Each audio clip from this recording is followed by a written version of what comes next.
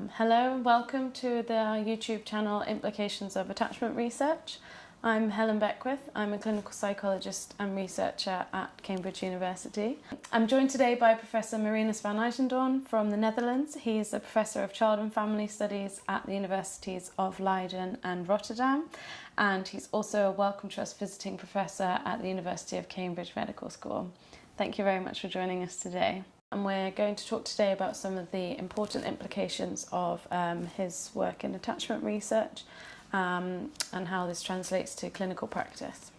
One of the main tasks for a clinician when they're conducting a clinical assessment with a new family is trying to work out what do I know about this child, what sorts of characteristics are quite unique or to them or also common with other children, and what sorts of interventions might they most benefit from and themselves and the family around them. So I think sort of getting into the details of the differential susceptibility theory and your experience and research of using this video feedback intervention, be really interested to know from your understanding, who are the sorts of children that benefit most from this intervention, or the similar sorts of experiences that they've had or problems that they're presenting with? Differential susceptibility is a somewhat complicated term, but it's based upon a very simple idea, and that's that in general people are different in terms of how open they are to changes in the environment, for better and for worse. So we all have this idea from our training and public debates that there are children, families in general, at risk. Meaning that because of genetic makeup or difficult temperament or whatever characteristics of those families, family members, parents and children, these children and family members are more open to negative environments, develop negative characteristics, habits, behavior. Differential susceptibility theory argues now that that's true. There is this cumulative risk. If you have a difficult temperament as a child in a negative environment that doesn't know how to deal with that, indeed you are at risk for a negative development later on. But there's another side to that coin, and that is that the same difficult temperament also makes this child more open to positive aspects of the environment. And so if parents manage to fit their behavior to that difficult temperament, these children might outperform, so to say, in terms of development, in terms of cognitive development, social emotional development, their peers without this difficult temperament. So the label difficult temperament is in fact a misnomer. It's a wrong label for these type of children. It's more like a susceptible child that we are dealing with here. More susceptible to negative environments with a greater impact on these children compared to easygoing children. On the other hand, also with more possibilities to develop in an extremely nice and great manner. And that's what we found out with this video feedback intervention, that especially these difficult temperament children, if you manage through video feedback to have the parents show behavior that's more fitted to the needs of these difficult children, then these children are profiting most of the changes in the parenting environment. So that's one example of an intervention study showing that. We have other examples showing that genetic makeup might make a difference here. That's a complicated story because it's based upon the idea that genes in itself don't cause any behavior. It's always in interaction with the environment that a certain development is resulting from that. So what we showed was that those children who have a certain genotype in the dopamine system related genes. Dopamine has something to do with attention, ADHD has been shown to be dependent a bit on some kind of genotype in that direction of dopamine. Those children who might be called at risk for developing ADHD are also more open to the environment if this environment improves. And what we showed in our video feedback, one of the studies, and first to show that some 15 years ago, is that if children have this specific genetic makeup in the dopamine-related system, then the interventions are much more effective in changing their behavior for the better. And that's gene-bioenvironment interaction. That's showing how genes in itself don't matter. It's always this interplay between those two. And there's a lot of talking about interplay, and everyone says, well, it's not genes only, it's not the environment.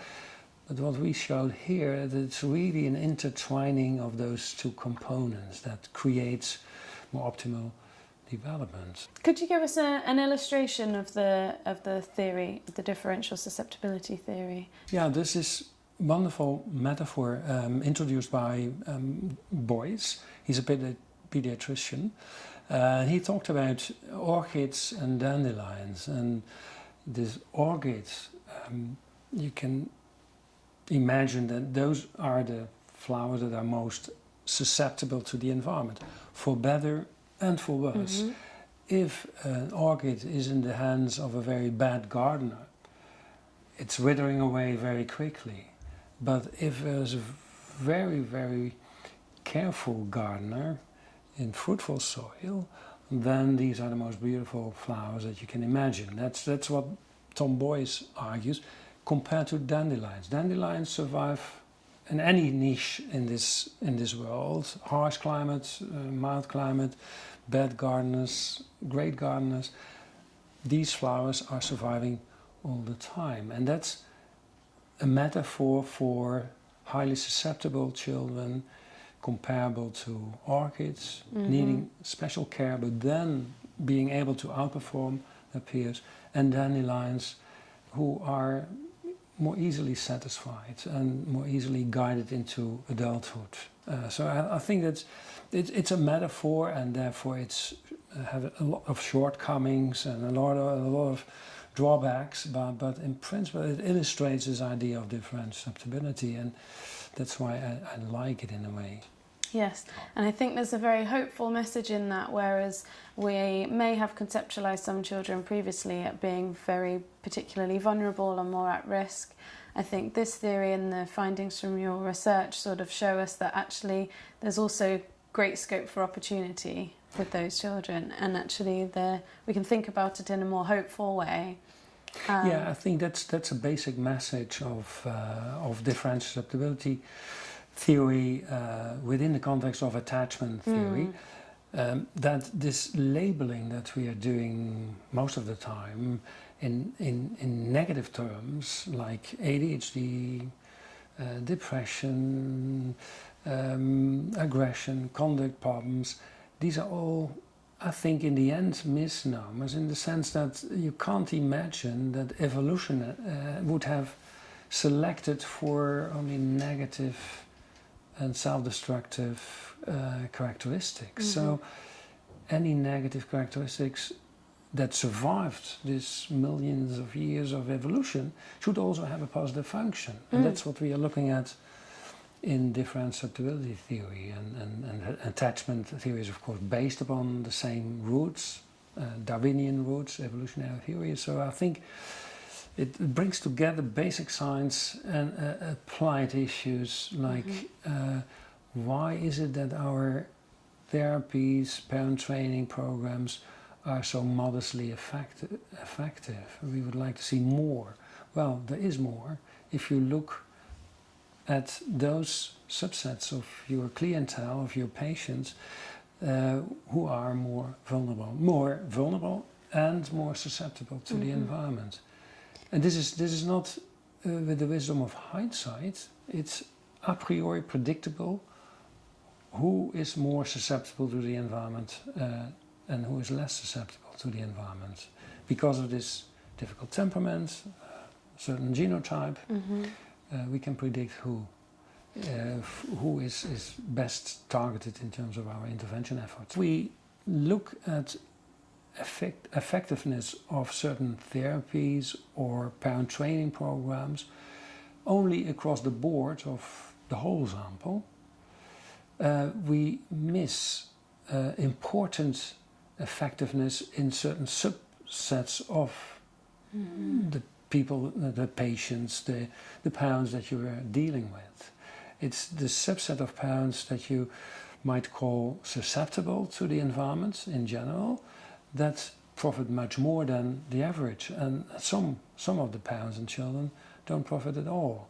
And if we just look at averages, we really miss the point, and that's that our therapies are much more effective than we think they are if we take into account differential susceptibility. That's why the theory of differential susceptibility is so important for clinicians, for people involved, practitioners involved in parent training, and for politicians. We have to convince policymakers that looking at averages is just half the story. And if there's modest effects of certain programs, politicians have the inclination to, well, you know, it's not worthwhile, the money that we invest, but it might be very important investments in the subset of families, children, who are susceptible to the environment. Just to take this sort of synergy between the basic science and the applied practice sort of one step further, how would we clinicians, academics, go about sort of identifying who are the children that are perhaps similar to orchids going to be the ones that benefit most from the interventions? First of all, I think we should be careful to screen and then only to target susceptible parents and children, because I think, take an example like environmental pollution. Some people are more inclined to develop asthma because of polluted environments. Others are less susceptible to that. But we all want and have the right to live in an environment which is not polluted. So the same is true for education. We all want to have basic education at least, although some of us are, you know, less susceptible to teaching than others. So I think it's very important to keep insisting upon universal preventive parenting support. That's way too little available, I think, across the world, certainly in the Netherlands, but I imagine also in the UK. So that's one thing. And the other thing is that we are not going to go for genotyping to select those parents and children most susceptible to our therapies and interventions, because that would really create a lot of ethical issues. I think proxies for susceptibility, like difficult temperaments, is quite easy to measure. You can ask teachers, parents, you can bring children into certain observational settings that you can derive kind of an idea about difficult temperaments from, and those children might be most open to changes for the positive. Again, it doesn't mean that you should do screening to start a therapy or a parent intervention. It's to understand what would happen if this marker of differentiability is not present. And it makes you aware as a practitioner or therapist why in some cases it's so difficult to get through and to really get a message across and have a feeling of efficacy that sometimes is absent because there's this blockage. So it makes you aware of the possibilities and the challenges. And in some cases it might be also an impetus to search for better interventions, for more intensive interventions in those cases in which there's less susceptibility. Susceptibility is, I think, a continuum. So it's not either you are susceptible or not, it's more like a continuum. And for some less susceptible children and parents, we have to push harder, we have to add to our common approaches a bit more than usual. So it helps to search for step-up kind of approaches that might be needed in some cases. Absolutely. So rather than sort of trying to decide a priori who you're going to deliver the intervention to, it sounds like you're saying actually everyone's got a right to this sort of intervention at a basic level, and then from that, some children that will be enough. Children and families, some people that will be effective enough on its own because they might be more susceptible to the changes that are within it. And for the other children or families that might be not benefiting straight away from that intervention, and as a clinician you might think, okay, well now we need to try something else as well, in a sort of layering effect, and a sort of step up depending on the needs, the individual needs of the family. Yes. It doesn't take away from the very basic ethical and policy dilemma that's at stake here. I have colleagues who argue maybe there's scarcity of resources, there's scarcity of therapists, practitioners, money. So if you know that it's only effective what you're doing in a certain subset, you can predict about, globally, who is most feasible to be affected by an intervention.